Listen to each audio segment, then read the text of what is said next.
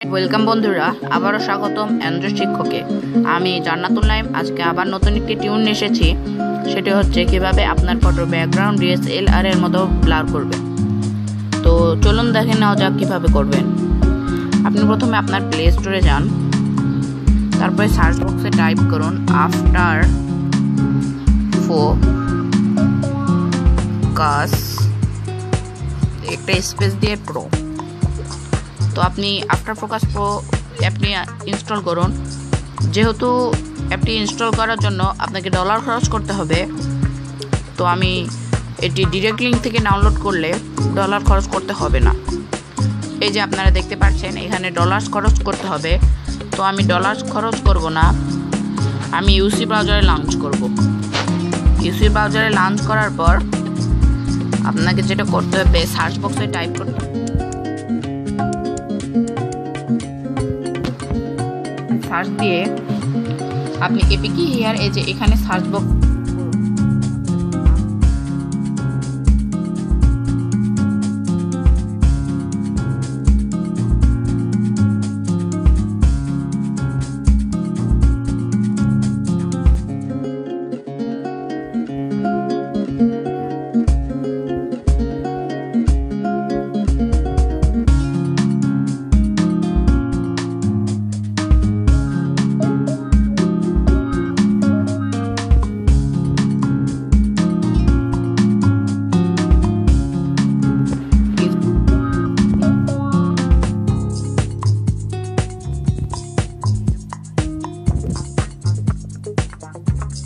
Paid অ্যাপসটি।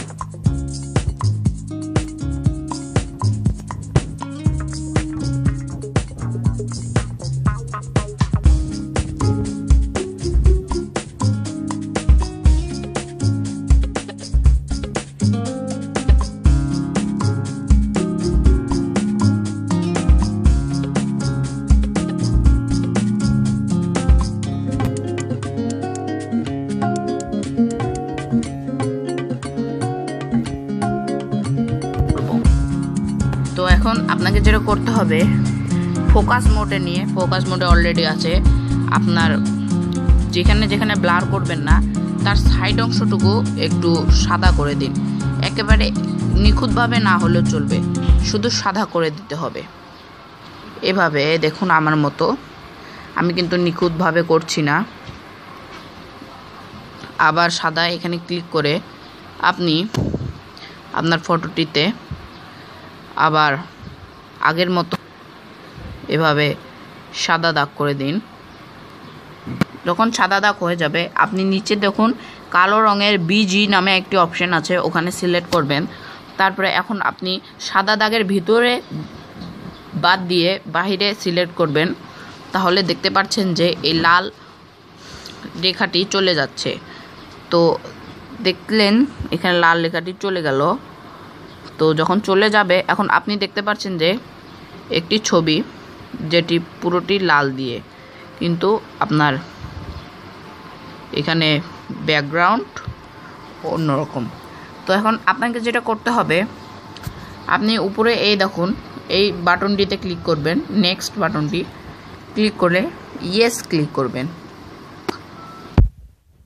তো এখন আপনি দেখতে পাচ্ছেন যে আমাদের পিকচারটি হয়ে গেছে। আপনি যদি ব্লার বাড়াতে চান তো আপনি ব্লার বাড়াতে পারবেন।